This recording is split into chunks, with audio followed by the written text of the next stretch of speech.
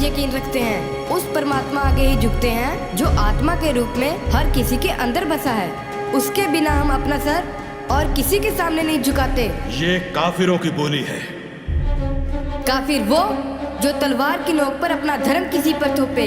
काफिर वो जो अपनी ताकत का गलत इस्तेमाल करे। जो ईमान का पक्का वही सच्चा मुसलमान। जिसके दिल में दगा वो काफिर बेईमान। अच्छे लफ्जों में हमें बेईमान कह रहे हो, अब हमें हमारे धर्म की शिक्षा दोगे?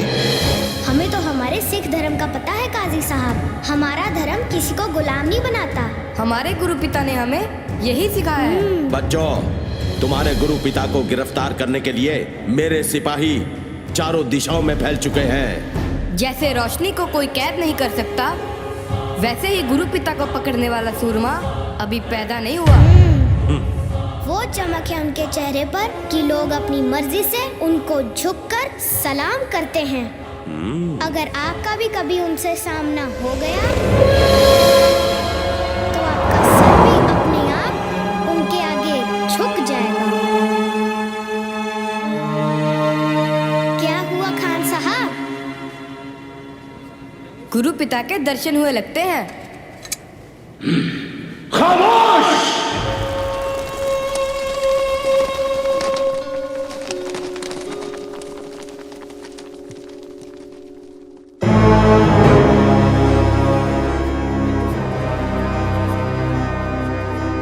बच्चों, अब तुम हमारे पास रहो। मैं वादा करता हूं कि तुम्हारी हर जरूरत पूरी की जाएगी। वैसे भी अब तुम जाओगे कहां? शायद तुम्हें पता नहीं कि अनंतपुर उजड़ चुका है। तुम्हारे पिता को हमने पकड़ लेना है। तुम्हारे दोनों बड़े भाई अजीत और जुझार चमकौर की लड़ाई में मारे जा चुके हैं। आपका क्या यकीन करना, आपकी तो नीयत ही ठीक नहीं है खान साहब। बिना किसी जुर्म हमें बुर्ज में कैद किया हुआ है। हाँ साहब, बिल्कुल ठीक कह रहे हैं बच्चों। इनका धर्म कबूल करो, नहीं तो अपने भाइयों की तरह मारे जाओगे। हमारे धर्म ने हमें मरना पहले सिखाया है, इसलिए हमें मौत का डरावा मत दो। बच्चों, मौत की नहीं, जिंदगी की बात करो। तुम जो चाहोगे वही मिलेगा। रहने के लिए ऐशो आराम और महल, राजकुमारों की तरह ठाठ बाट। और अगर मैं कुछ भूल रहा हूं तो तुम मुझे याद करवा देना। हाँ? याद दिलाता हूँ,